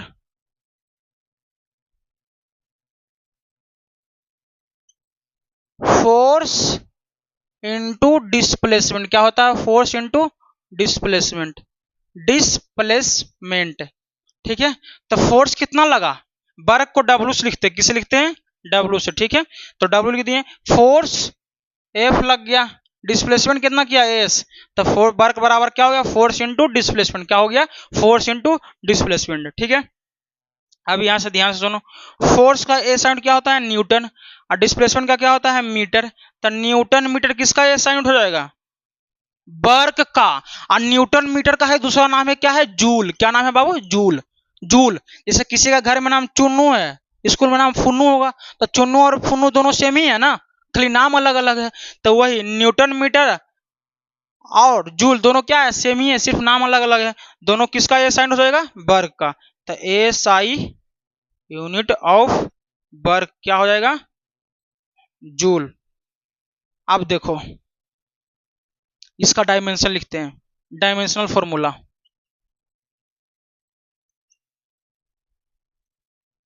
डायमेंशनल फॉर्मूला क्या हो जाएगा? फोर्स, फोर्स का क्या होता है? M L T inverse two, force का लिखवा दिए, चेक कर लीजिए आप लोग कॉपी पलट के। और डिस्प्लेसमेंट का क्या होता है? यानी कि एल। तो क्या हो जाएगा यहाँ पे? एम एल टू, एल एक यहाँ पे एक यहाँ पे, तो एल एल एल यानी L two T inverse two आ गया क्या? डायमेंशनल फॉर्मूला किसका हो गया? वर्क डन का। समझ में आया? इसमें कोई डाउट है? नहीं ना? ये था हम सबका। इसको पूरा डिटेल में एक्सप्लेन नहीं कर रहे हैं, जब हम लोग वर्क पावर एनर्जी चैप्टर आएंगे ना, वहां पे पूरा डिटेल में एक्सप्लेन करेंगे। अभी थोड़ा बेसिक बेसिक चीज बता रहे हैं, देख रहे हैं, सिर्फ डायमेंशन निकाल रहे हैं, पूरा डिटेल में नहीं बता रहे हैं कितना टाइप का वर्क होता है, पॉजिटिव निगेटिव क्या क्या होता है। अभी आगे डिस्कशन करेंगे, जब हम वर्क पावर एनर्जी चैप्टर पढ़ेंगे ना, वहां पे डिस्कशन करेंगे। यहाँ पे उसका कोई भी काम नहीं है, बस हमको डायमेंशन से मतलब है, डायमेंशन निकालना है। ठीक है? तो आगे बढ़ते हैं अब।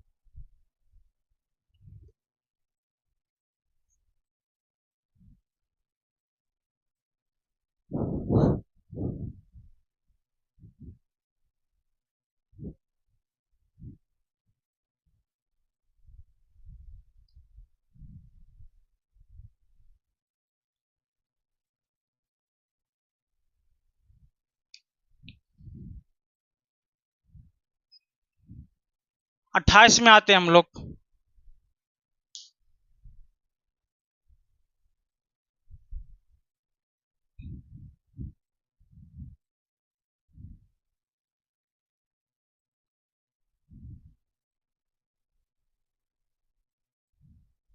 अट्ठाईस हो गया था, 29 नंबर है।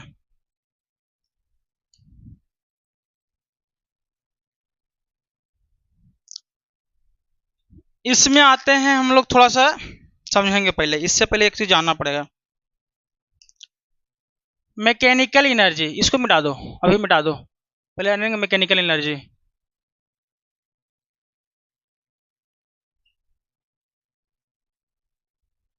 होता क्या है, यह दो होता है, एक पोटेंशियल एनर्जी,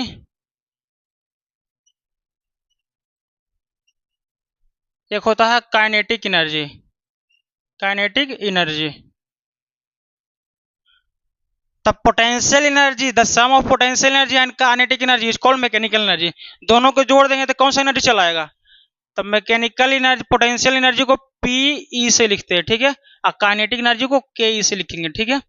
तो potential energy plus kinetic energy दोनों का सम क्या कहलाएगा, मैकेनिकल एनर्जी। क्या कहलाएगा, मैकेनिकल एनर्जी, ठीक है। तो यहाँ पे पहले समझेंगे पोटेंशियल एनर्जी क्या है। ये हम सबका होगा 29 का हो जाएगा, ये 20 नहीं 30 का हो जाएगा, ठीक है। पोटेंशियल एनर्जी क्या होगा, मान लो कोई ऑब्जेक्ट ये सरफेस है, ठीक है, और सरफेस के एच हाइट ऊपर कोई ऑब्जेक्ट रखते हैं। मान लो कोई होगा बॉल जिसका मास कितना है mkg है, ठीक है। इस बॉल को हम ऊपर से क्या करते हैं, ड्रॉप करेंगे। क्या करेंगे, ड्रॉप करेंगे। क्या करेंगे, ड्रॉप। ये एच हाइट तक चला, तो जब बॉल को यहां से एच हाइट से ड्रॉप करेंगे तो नीचे mg लग रहा होगा। नीचे क्या लग रहा होगा, mg। क्या लग रहा होगा, mg। क्या लग रहा है, mg लग रहा है। तो mg तो एक टाइप का क्या है, फोर्स है। तो फोर्स इधर हो रहा है, और डिस्प्लेसमेंट कितना हो रहा है, ड्रॉप करने से ग्राउंड तक आने में कितना डिस्प्लेसमेंट करेगा, एच करेगा। क्या करेगा, एच डिस्प्लेसमेंट करेगा। तो हमको यहाँ पे क्या पता है, mg पता है और डिस्प्लेसमेंट पता है। तो mg फोर्स और डिस्प्लेसमेंट को गुना करेंगे तो क्या निकल चलाएगा, एनर्जी। वर्क ही एनर्जी, एनर्जी ही क्या है, वर्क है, बता दिए थे। तो पोटेंशियल एनर्जी बराबर क्या हो जाएगा बाबू, हम सबका फॉर्मूला क्या होता है, फोर्स इंटू डिस्प्लेसमेंट होता है ना। एनर्जी बोलो या पोटेंशियल एनर्जी बोलो, काइनेटिक एनर्जी, दुनिया का कोई भी एनर्जी बोलो या वर्क बोलो, फॉर्मूला सेम ही लगेगा, फोर्स इंटू डिस्प्लेसमेंट। दुनिया का कोई भी एनर्जी लो, फॉर्मूला सेम ही है, कौन सा, फोर्स इंटू डिस्प्लेसमेंट, ठीक है। वर्क लो, सेम ही फॉर्मूला रहेगा, फोर्स इंटू डिस्प्लेसमेंट। तो फोर्स कितना लग रहा है, mg लग रहा है, डिस्प्लेसमेंट कितना है, h है, तो कितना हो गया, mgh। क्या हो गया, पोटेंशियल एनर्जी का फॉर्मूला। पोटेंशियल एनर्जी बराबर क्या हो गया, mgh। तो ये जो पोटेंशियल एनर्जी लगता है ना किसी ऑब्जेक्ट पे, वो पोजीशन चेंज करने के कारण, पोटेंशियल एनर्जी किससे कारण आया, इस पॉइंट से इस पॉइंट पर आ गया ना, पी पॉइंट से कहा आ गया, क्यू पॉइंट पे, तो पोजीशन चेंज के कारण आया ना। तो यह है जो पोटेंशियल एनर्जी आता है due to change in position, due to change in position, due to change in position, ठीक है। आप बताओ, मास का होता है KG, acceleration due to gravity यानी एक प्रकार का एक्सेलरेशन है, तो एक्सेलरेशन का metre per second square, height का मीटर हो गया यानी केजी मीटर का स्क्वायर बटा सेकंड का स्क्वायर, इसी को तो कहते हैं जूल। क्या कहते हैं, केजी मीटर स्क्वायर बटा सेकंड स्क्वायर को ही क्या कहते हैं, जूल कहते हैं। या इसको न्यूटन मीटर को ही क्या कहते हैं, जूल कहते हैं, दोनों को कहते हैं। क्योंकि न्यूटन का होता है फोर्स का होता है, फोर्स का KG metre per second square होता है, ठीक है। फोर्स का KG metre per second square होता है, एक मीटर आओ हो गया, तो KG metre square second square फिर से यही आ गया। तो ये बोलो या ये बोलो, दोनों सेम ही है, दोनों का दूसरा नाम क्या है, जूल है। तो एनर्जी का भी ऐसा यूनिट क्या हो जाएगा, जूल ही हो जाएगा, एस आई यूनिट क्या हो जाएगा, जूल हो जाएगा। अब इसका डायमेंशन निकालते हैं, डायमेंशनल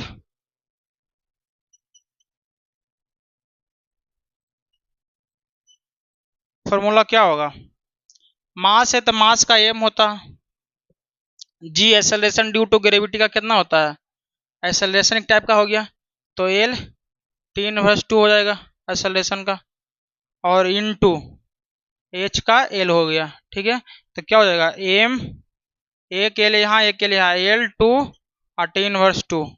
तो यही था वर्क का डायमेंशनल फॉर्मूला, वही एनर्जी का आ गया। कोई भी एनर्जी रहेगा उसका dimensional formula M L two T inverse 2 ही होगा, या वर्क का सेम ही आएगा। समझ में आया? अब आते हैं काइनेटिक एनर्जी। किसमें आते हैं? Kinetic energy. काइनेटिक एनर्जी पहले होता क्या है? एम के जी का ऑब्जेक्ट है, ठीक है, ये चल रहा है वी वेलोसिटी से। किससे चल रहा है? वी वेलोसिटी से। ठीक है, तो काइनेटिक एनर्जी बराबर फॉर्मूला होता है हाफ एम वी स्क्वायर। क्या होता है? Half M V square. क्या हो गया? Half M V square. यह जो एनर्जी लगा इस ऑब्जेक्ट पे किस कारण आया? मोशन कारण, ड्यू टू मोशन, या वेलोसिटी लिख दो, due to motion, yes velocity लिख दो। वेलोसिटी कारण ये एनर्जी लग रहा है ऑब्जेक्ट पे। समझ में आया? अब इसका फॉर्मूला क्या हो गया? Half M V square. तो हाफ का तो कोई यूनिट होता नहीं है, मास का होता है केजी, अब वेलोसिटी का होता है मीटर पर सेकेंड। तो मीटर पर सेकेंड वेलोसिटी है, तो वेलोसिटी का स्क्वायर है तो स्क्वायर कर देंगे, तो KG metre square second square. इसी को तो कहते हैं जूल। इसके पहले बता दिए, इसी क्या कहते हैं? जूल। अभी बताए थे ना, जूल कहते हैं। तो ए साइन किसका हो गया? एनर्जी का, जूल। कोई भी एनर्जी उसका ए साइन क्या होगा? जूल होगा। तो S I unit of kinetic energy is joule होगा। डायमेंशनल फॉर्मूला क्या हो जाएगा? जो एनर्जी का होगा, कोई भी एनर्जी का, काइनेटिक एनर्जी या वर्क का होगा, dimensional formula M L two T inverse 2 हो जाएगा डायमेंशनल फॉर्मूला बाबू। समझ में आया?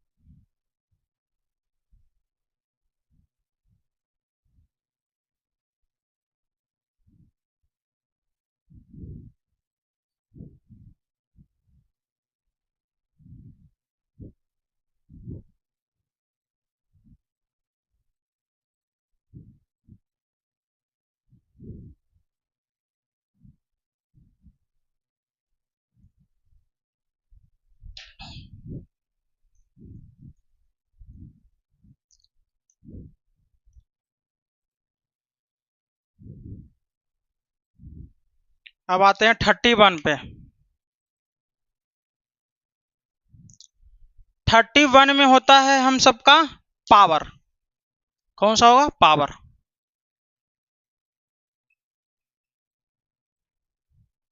पावर क्या होता है? The rate of doing work done, काम करने की क्षमता को, दर को ही क्या कहते हैं? काम करने के रेट को क्या कहते हैं? Power. The rate of doing work done पढ़ा है तुम सब डिफिनेशन मेरा? 10 में नहीं पढ़ा है, 9 में भी पढ़ना था।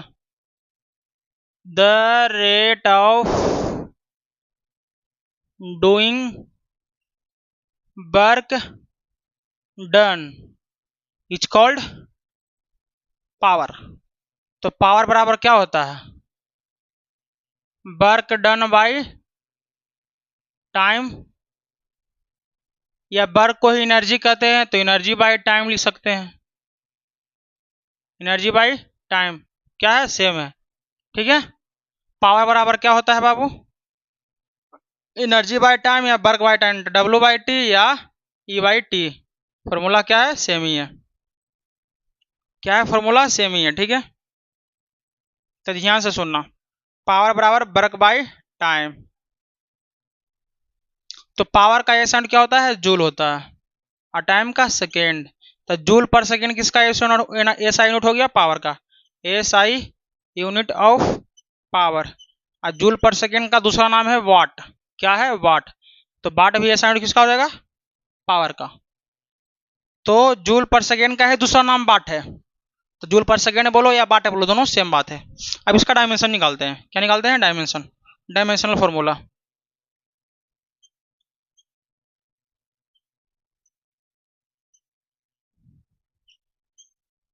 डायमेंशनल फॉर्मूला कैसे निकलेगा?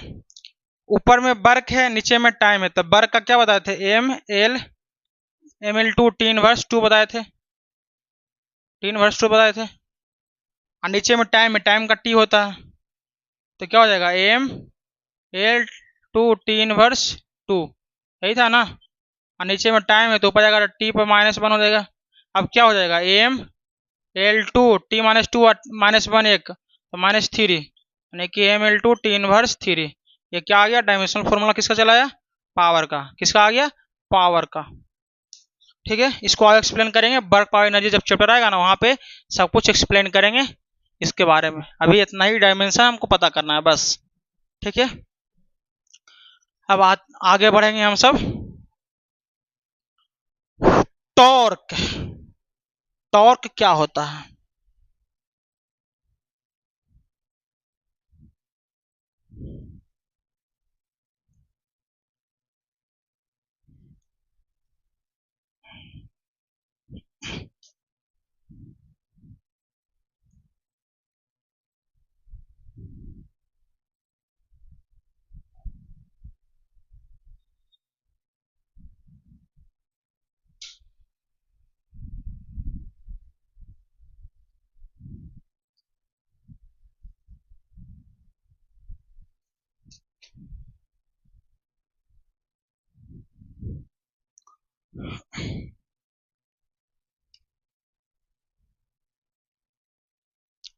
टॉर्क, टॉर्क क्या होता है?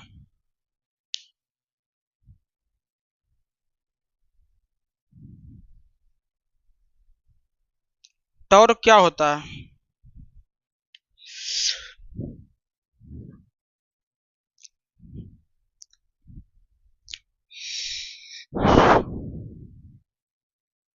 इसको समझते हैं, ठीक है।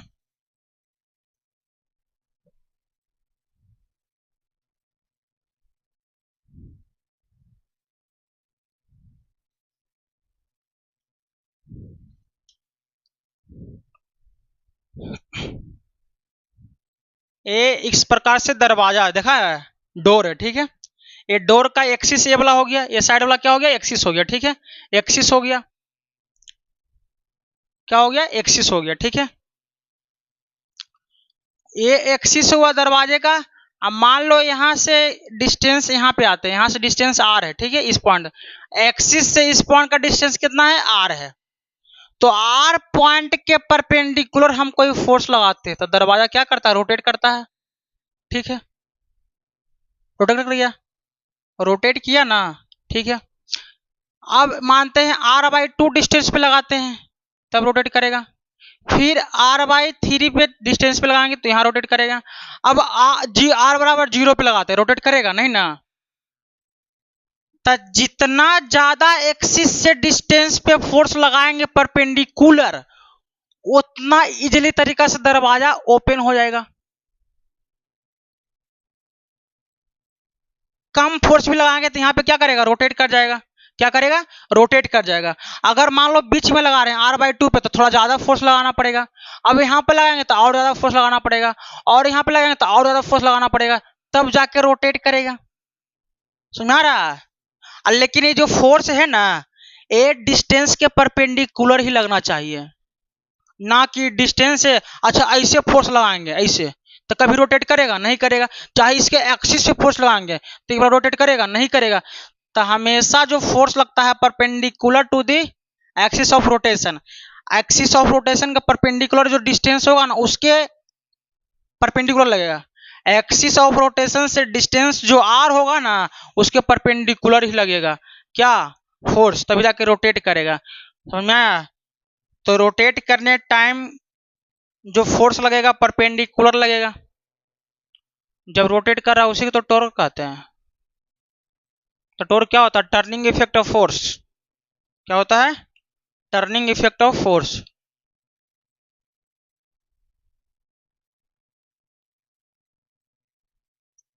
क्या होता है? टर्निंग इफेक्ट ऑफ फोर्स, ठीक है। मान लो ये एक्सिस है, क्या है? एक्सिस है, ठीक है। ये मान लो यहाँ से एक्सिस से डिस्टेंस कितना है r है, और इसके परपेंडिकुलर कोई फोर्स लगा रहा है। क्या लगा रहा है? फोर्स लगा रहा है।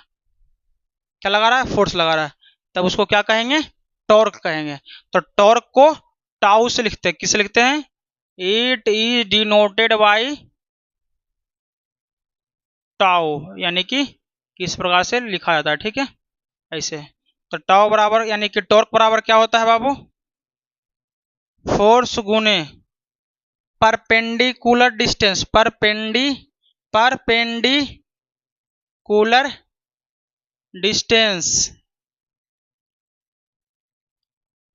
Distance from axis of rotation. कहां से? एक्सिस ऑफ रोटेशन से, ठीक है। तो टॉर्क बराबर क्या हो गया? फोर्स इनटू परपेंडिकुलर डिस्टेंस कितना है? एक्सिस के, आर है। तो ये हो गया टॉर्क बराबर एफ इंटू आर। तो टॉर्क को टाउ से लिखते हैं, टॉर्क बराबर एफ इंटू आर हो गया, टाउ बराबर। अब फोर्स का ए साइन क्या होगा? न्यूटन। और आर का क्या होता है? एक प्रकार का डिस्टेंस ही है, तो आर का मीटर। तो न्यूटन मीटर किसका ए साइन हो जाएगा? टॉर्क का। तो S I unit of torque is newton metre. इसका डायमेंशन निकालते हैं, डायमेंशनल फॉर्मूला।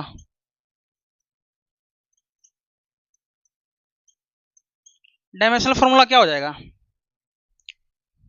डायमेंशनल फॉर्मूला हो जाएगा हम सबका फॉर्मूला। फोर्स का क्या होता है? M L T inverse two, M L T inverse two, और साथ में आर है, तो ई क्या हो जाएगा? आर ही हो जाएगा, आर का एल हो जाएगा। तो क्या होगा dimensional formula? M L two T inverse two. तो टॉर्क का ये क्या हो गया? Dimensional formula. क्या हो गया बाबू? Dimensional formula. इसको ध्यान में रखना, ठीक है। अब आते हैं 33 पे।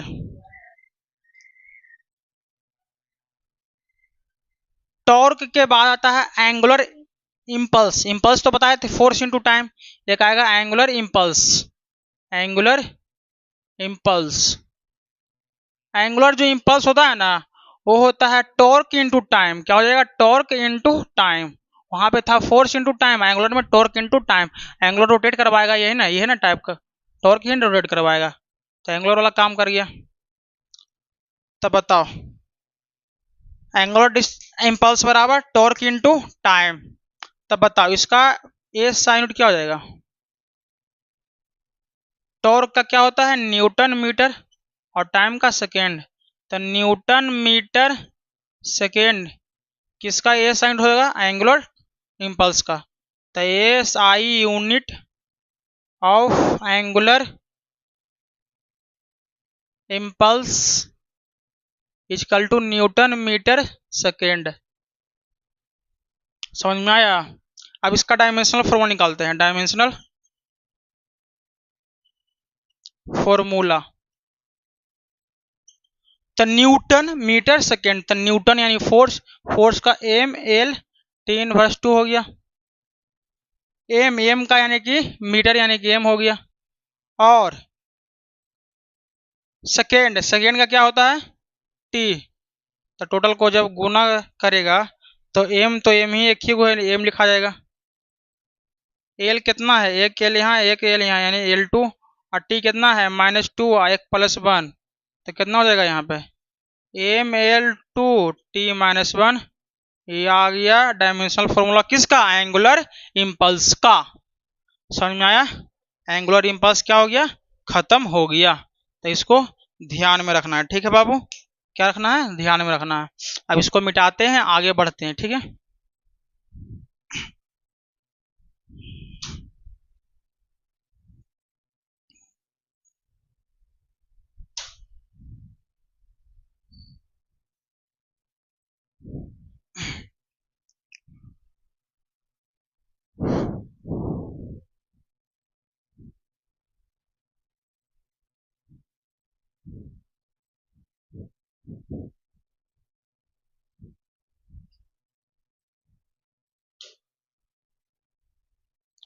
अब आते हैं 34 पे।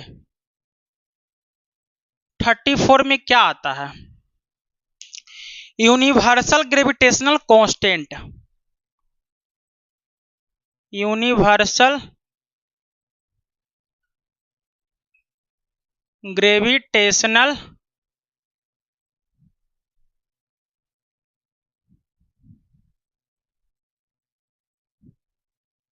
कांस्टेंट, जिसको कैपिटल जी से लिखते हैं, किसे लिखते हैं, कैपिटल जी से लिखते हैं, किसे लिखते हैं, कैपिटल जी से लिखते हैं, ठीक है। यूनिवर्सल ग्रेविटेशनल कांस्टेंट समझने से पहले पढ़ना पड़ेगा हम सबको ग्रेविटेशनल फोर्स। ग्रेविटेशनल फोर्स होता क्या है? मान लो यहाँ पे एक m1 kg का मास है, दूसरा यहाँ पे m2 kg का क्या है, मास है, ठीक है। इसको यहाँ पे नहीं समझो, लास्ट में समझो। यहाँ पे क्या है, m1 kg का मास है, दूसरा क्या है, m2 kg का मास है, बीच का डिस्टेंस कितना है, r है। तो m1 m2 के बीच में ग्रेविटेशनल फोर्स लग रहा है, m1 ऑब्जेक्ट m2 ऑब्जेक्ट के बीच में ग्रेविटेशनल फोर्स लग रहा है। ये क्या करेगा, इसको अपनी ओर अट्रैक्ट करेगा। ये क्या करेगा, m1 अट्रैक्ट करेगा m2 को, m2 अट्रैक्ट करेगा m1 को अपनी तरफ, ठीक है। तो दोनों के बीच में कौन सा फोर्स लग रहा है, ग्रेविटेशनल फोर्स। तो ग्रेविटेशनल फोर्स जो होता है वो डायरेक्टली प्रोपोर्शनल होता है मास का प्रोडक्ट का m1 m2 बटा बीच का डिस्टेंस r स्क्वायर का। ये होगा क्या चीज, ग्रेविटेशनल फोर्स का फॉर्मूला। तो ग्रेविटेशनल फोर्स बराबर डायरेक्टली प्रोपोर्शनल को हटाने के लिए कांस्टेंट लेते हैं g, m1 m2 बटा r स्क्वायर। समझ में आया, ये आ गया फॉर्मूला। तो यहाँ पे जो है g, इसी को कहते हैं universal gravitational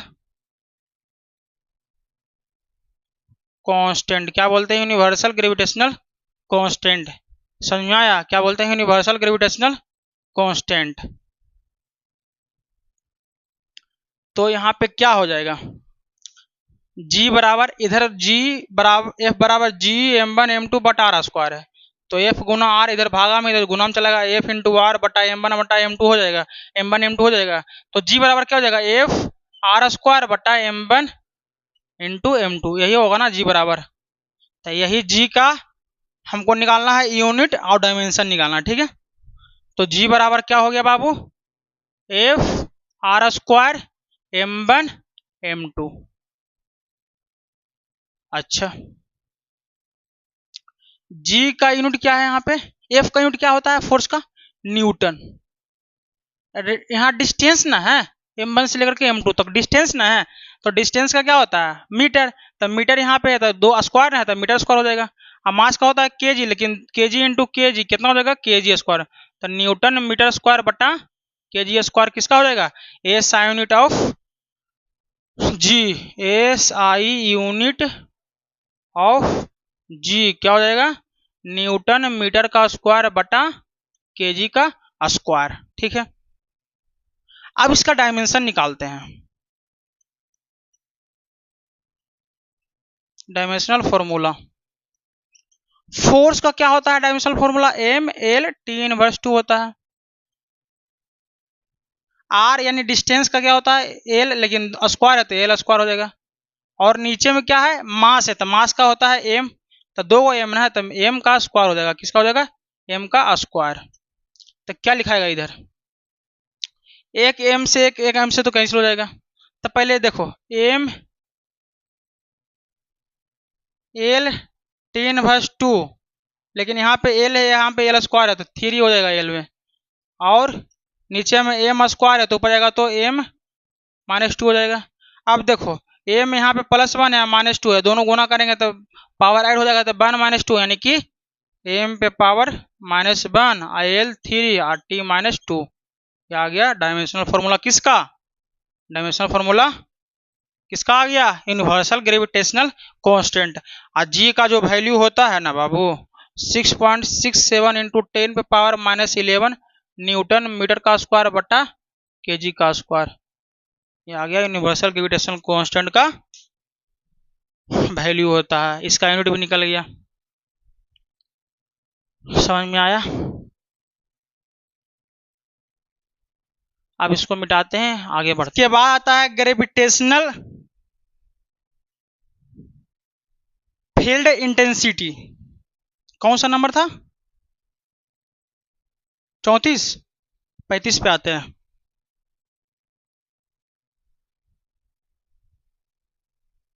gravitational field intensity.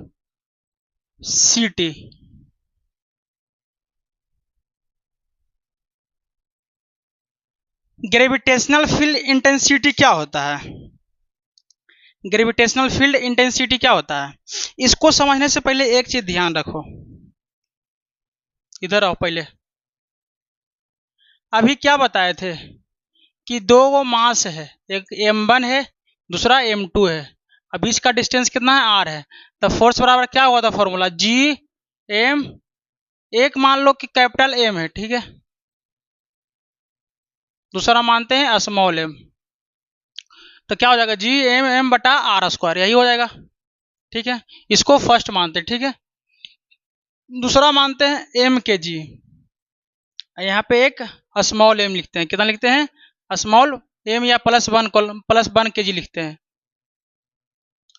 1 kg लिखते हैं। तो इस m के द्वारा जो +1 kg पे जो इधर फोर्स लगेगा m kg 1 kg पे, इसको अट्रैक्ट करेगा। अब 1 kg m को अट्रैक्ट करेगा, तो दोनों के बीच में जो फोर्स लगेगा ना, अगर एक m है दूसरा अगर 1 kg है, तो दोनों के बीच में जो फोर्स लगेगा ना, उसी क्या कहेंगे, इलेक्ट्रिक फील्ड इंटेंसिटी। क्या कहेंगे, इलेक्ट्रिक फील्ड इंटेंसिटी। तो बीच का डिस्टेंस r हो गया, तो इलेक्ट्रिक फील्ड इंटेंसिटी किसका होगा, ग्रेविटेशनल का। तो ग्रेविटेशनल का ये क्या हो जाएगा, यहाँ पे उसको G से कहेंगे, ग्रेविटेशनल फील्ड इंटेंसिटी Eg से, ठीक है। तो क्या हो जाएगा हम सबका, G m 1 बटा r स्क्वायर, यानी G m बटा r स्क्वायर हो जाएगा, Eg बराबर, इसको सेकेंड मानते हैं।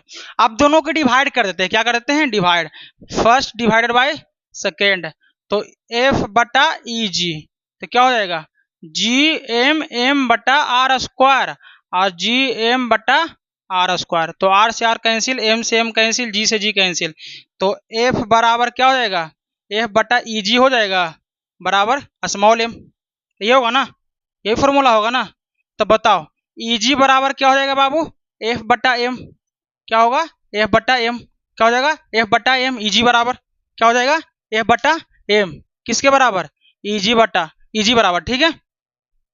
अब देखो Eg जो है ना, इसी को कहते हैं ग्रेविटेशनल फील्ड इंटेंसिटी। क्या बोलते हैं इसी को, ग्रेविटेशनल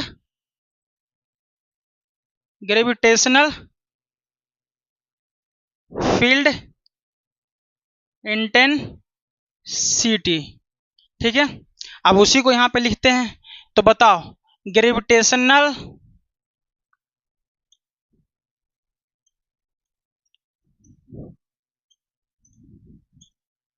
फील्ड इंटेंसिटी बराबर क्या हो जाएगा, ग्रेविटेशनल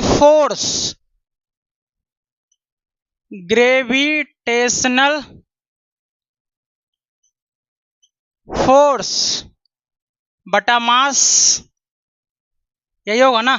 ग्रेविटेशनल फोर्स को Eg से लिखे हैं, ग्रेविटेशनल फील्ड इंटेंसिटी को Eg से लिखे हैं, और ग्रेविटेशनल फोर्स को F से लिखते हैं, Fg से, ठीक है, या F से लिखते हैं, मास को M से लिखते हैं, यही था हम सबका। अच्छा, फोर्स यहाँ पे हो गया, फोर्स का एसेंट क्या होता है, न्यूटन, और यहाँ मास का kg, तो न्यूटन पर kg किसका एसेंट हो जाएगा, ग्रेविटेशनल फील्ड इंटेंसिटी का। तो SI unit of gravitational field intensity is Newton पर केजी, क्या हो जाएगा, न्यूटन पर केजी। इसका डायमेंशनल फॉर्मूला लिखेंगे, डायमेंशनल क्या हो जाएगा, ऊपर में फोर्स है तो फोर्स का m L T इनवर्स 2 हो जाएगा। अब मास का K m होता है, मास का क्या होता है, m, यही होता है ना मास का m, तो m से m कैंसिल, तो कितना होगा, L T माइनस 2। ये डायमेंशनल फॉर्मूला किसका निकल गया, ग्रेविटेशनल फील्ड इंटेंसिटी का। समझ में आया। अब नेक्स्ट में आते हैं 36 में। अब आएगा gravitational potential.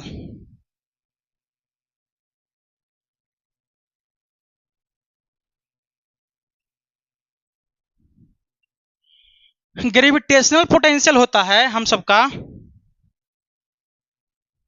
Energy by mass. क्या होता है? Energy by mass, gravitation energy by mass. समझ में आया? एनर्जी बाई मास, ठीक है, इस चीज को ध्यान में रखना। तो बताओ एनर्जी का यूनिट क्या होता है? जूल। क्या होता है? जूल। और मास का क्या होता है? केजी। तो जूल पर केजी किसका ए साइन हो जाएगा? ग्रेविटेशनल पोटेंशियल का। तो S I unit of gravitational potential क्या हो जाएगा? जूल पर केजी। अब इसका डायमेंशनल फॉर्मूला लिखते हैं। डायमेंशनल फॉर्मूला, तो ऊपर में एनर्जी है, एनर्जी का डायमेंशनल फॉर्मूला वर्क का ही जो होगा, जो इसका होगा। तो M L T two T inverse 2 बताए थे एनर्जी का, और मास है तो मास का एम हो जाएगा। तो मास है तो मास कैंसिल, तो एल टू टी इनवर्स 2 किसका निकल के आ जाएगा? Dimensional formula of gravitational potential. सब ये सब जो है ना बताया जाएगा आपको ग्रेविटेशन जो चैप्टर आएगा तब, ठीक है। अब आगे बढ़ते हैं।